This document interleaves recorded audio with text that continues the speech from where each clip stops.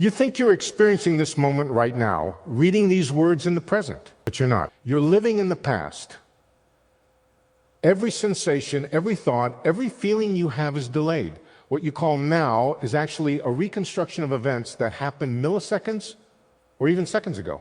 And if this is true, then everything you think you know about the present moment, about real-time experience, about living in the now, is fundamentally wrong. The reality is that your brain is constantly lying to you about when things happen. It creates the illusion of a unified present moment by stitching together sensory information that arrives at completely different times. What you experience as now is actually a carefully edited highlight reel of the recent past. Think about it. Light from objects around you takes time to reach your eyes. Sound waves take time to travel to your ears. Even the signals from your own body take time to reach your brain. Nothing you perceive is actually happening in the present moment. When you look at something just 3 feet away, the light from that object takes about 3 nanoseconds to reach your eyes. That's 3 billionths of a second. For something across the room, maybe 10 nanoseconds. For the sun, it's 8 minutes. For the nearest star, 4 years. You've never seen anything in real time. Everything is replay. But it gets worse. Even after light hits your retina, your brain needs time to process that information. Visual processing takes anywhere from 20 to 100 milliseconds, depending on the complexity of what you're looking at. Your brain has to identify shapes, colors, depth, movement, and meaning. It has to compare this new information to stored memories, predict what might happen next, and integrate everything into a coherent experience. During those precious milliseconds, the actual present moment has already moved on. You're always experiencing a delayed broadcast of reality. And this delay isn't uniform across your senses. Sound travels much slower than light, so audio information arrives at your brain on a completely different timeline than visual information. Touch signals travel through your nervous system at varying speeds depending on which type of nerve carries them. Your brain receives this scrambled temporal mess and somehow creates the illusion that everything is happening simultaneously in a unified now. It's like watching a movie where the audio and video are out of sync, but your brain is the editor that seamlessly matches them up so you don't notice the delay. But here's what makes this truly disturbing. Your brain doesn't just delay everything equally to sync it up. It actually predicts the future to compensate for processing delays. When you catch a ball, you're not reacting to where the ball is. You're reacting to where your brain predicts the ball will be by the time your motor system can respond. Your consciousness is living in a predicted future based on outdated sensory data. This prediction system is so sophisticated that it can compensate for delays you don't even know exist. When you speak, there's a delay between your brain deciding to speak and your mouth actually making sounds. But your brain creates the experience that your thoughts and speech are simultaneous. When you move your eyes to look at something new, your brain predicts what you're going to see and begins processing that information before your eyes actually land on the target. This is why you don't notice the brief moment of blindness that occurs during eye movements. Your entire experience of being a conscious, thinking, being, responding to the world in real time is a carefully constructed illusion created by prediction algorithms running in your brain. And these algorithms are constantly updating their models based on new information, creating the seamless experience of flowing time, even though you're actually living in a patchwork of different temporal delays. But the delays go deeper than just sensory processing.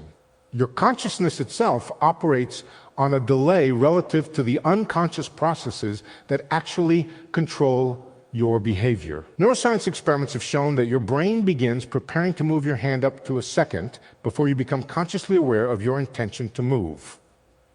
What you experience as making a decision is actually your consciousness catching up to choices that your unconscious brain has already made. This means that not only are you experiencing the external world in the past, you're experiencing your own decisions and intentions in the past. Free will, if it exists at all, operates on a delay relative to the consciousness that thinks it's making choices. You're not just living in the past relative to external reality.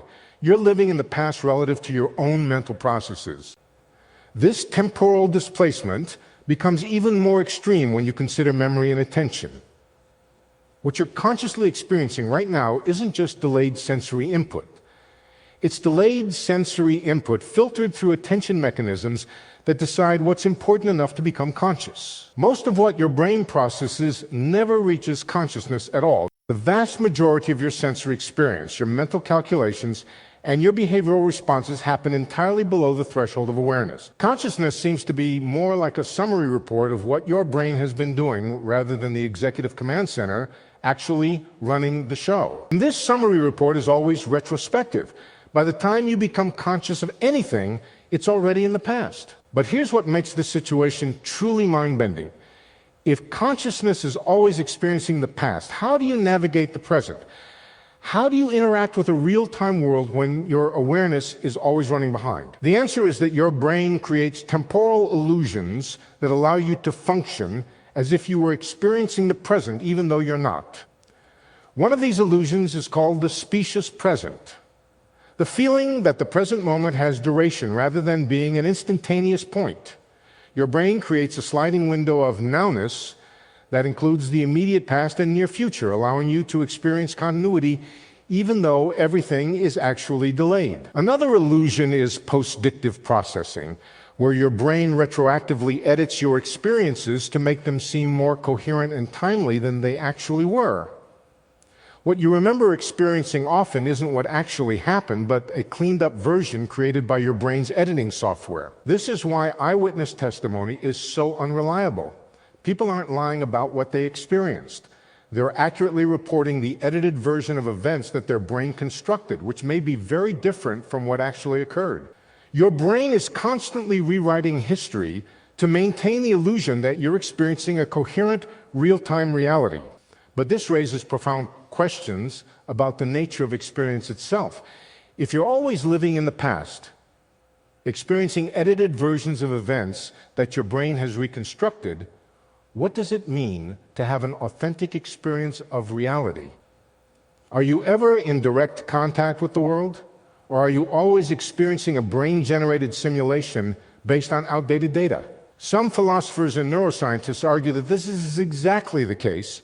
What we call reality might be more like a virtual reality system running in our heads, creating the experience of an external world based on sensory inputs that are always out of date.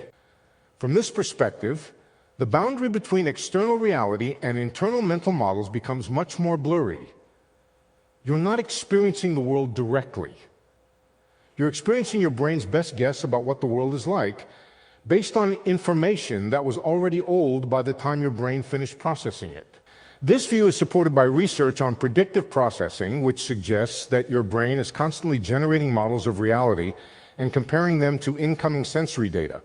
When the data matches the model, you experience a stable sense of reality. When they don't match, your brain updates the model.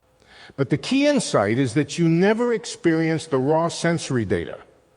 You only experience the model. And the model is always a prediction about what reality is like, not reality itself. This means that you're living in a predicted past rather than experiencing a direct present. Your consciousness exists in a timeline that's offset from actual events, populated by your brain's best guesses about what has been happening in the real world. And these predictions aren't just about simple sensory inputs. Your brain predicts the meaning, significance, and emotional relevance of everything you experience.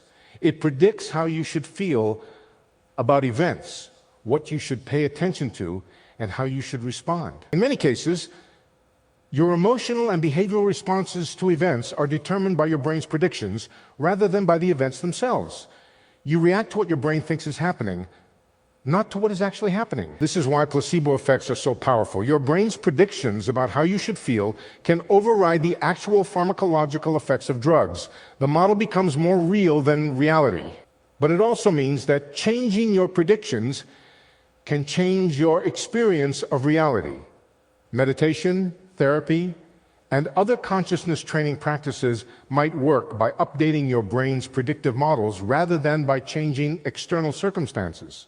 If you can train your brain to predict more positive outcomes, more meaningful experiences, or more peaceful states of mind, you might literally experience a different version of reality, even though the external world remains the same. This gives profound significance to practices aimed at cultivating present moment awareness. While you might never experience the true present, you can train your attention to minimize the temporal displacement between events and awareness. Advanced meditators report experiences where the usual delays and distortions of consciousness seem to disappear, replaced by a more immediate and direct form of awareness.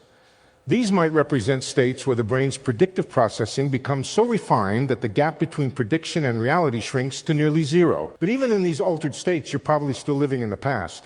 You're just living in a very recent past with much better predictions about what that past was actually like. The temporal displacement of consciousness might be a fundamental feature of how awareness works in biological systems.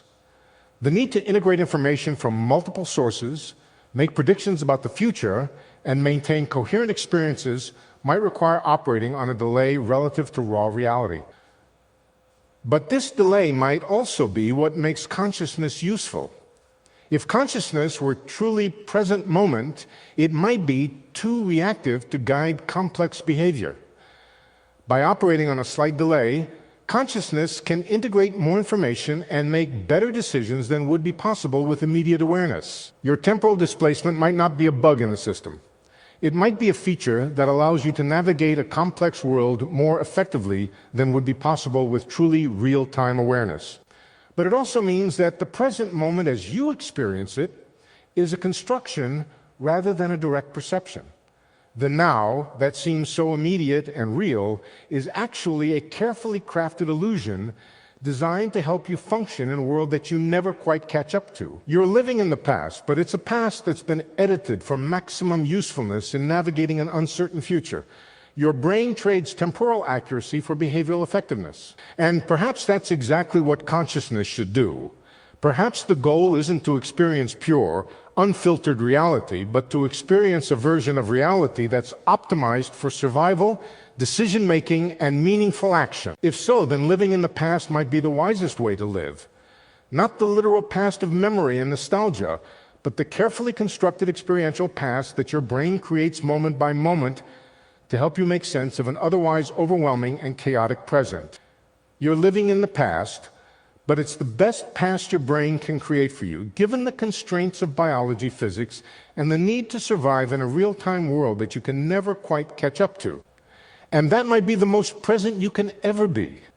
But this raises even more disturbing questions about the nature of time itself and how consciousness relates to the flow of reality. If you're always living in the past, what does that mean for your ability to influence the future? How can you make real-time decisions in a world that's always moving faster than your awareness can follow? The answer might lie in understanding that your brain isn't just passively receiving delayed information. It's actively predicting what's going to happen next and preparing responses before you're even conscious of the need to respond. This predictive system operates on multiple timescales simultaneously. Your brain is predicting what will happen in the next few milliseconds, the next few seconds, and even the next few minutes or hours. These predictions shape not just what you experience, but how you experience it. When you walk down the street, your brain is predicting where your feet will land, what obstacles you might encounter, and how your body needs to move to maintain balance. Most of this prediction happens below the threshold of consciousness, but it allows you to navigate the world smoothly despite the delays in your conscious awareness. When you have a conversation, your brain is predicting what the other person is going to say, how you should respond, and what the emotional tone of the interaction should be. Often you begin formulating responses before the other person has finished speaking, based on your brain's predictions about where their sentence is heading. These predictive processes are so sophisticated that they can sometimes override the delayed sensory information that eventually arrives. If your brain strongly predicts that something is going to happen, you might experience it as happening even if the sensory evidence suggests otherwise. This is why optical illusions work so effectively. Your brain's predictions about what you should be seeing can override the actual visual information, creating experiences that don't correspond to external reality. But it's also why humans are so remarkably good at anticipating and responding to complex, rapidly changing situations. You're not just reacting to what has already happened. You're responding to what you predict is going to happen, based on patterns your brain has learned from past experience. This predictive capability becomes even more impressive when you consider that your brain is making these predictions while operating under severe computational and energetic constraints. The human brain uses only about 20 watts of power, less than a typical light bulb, yet it can predict and respond to incredibly complex temporal patterns in real time. This efficiency is achieved partly through the use of what neuroscientists call predictive hierarchies. Different levels of your brain specialize in predictions at different timescales and levels of abstraction. Lower levels predict basic sensory patterns over milliseconds. Higher levels predict abstract concepts and long-term consequences over minutes, hours, or even years. Your subjective experience of living in a coherent, meaningful present is the result of these multiple predictive systems working together to create a unified model of reality that spans multiple timescales simultaneously. But this also means that your experience of time itself might be fundamentally different from the actual structure of time in physical reality. The flowing, continuous experience of temporal passage might be a construction created by your brain's predictive systems rather than a direct perception of how time actually works. Recent research in neuroscience suggests that the brain doesn't represent time as a linear flow, but rather as a complex network of relationships between events, predictions, and outcomes. What you experience as temporal sequence might actually be your brain organizing information according to causal relationships rather than strict temporal order. This could explain why time seems to slow down during emergencies or speed up when you're deeply engaged in an activity. Your brain might be adjusting its temporal processing based on the predictive demands of the situation rather than passively tracking external time. During an emergency, when accurate prediction is crucial for survival, your brain allocates more resources to temporal processing, creating the subjective experience of time slowing down. When you're in a flow state, time seems to pass more quickly. Your experience of temporal flow might reflect your brain's confidence in its predictions rather than a direct measure of objective time passage. You're living in the past, but it's a past carefully constructed to help you navigate a future you can never quite catch up to.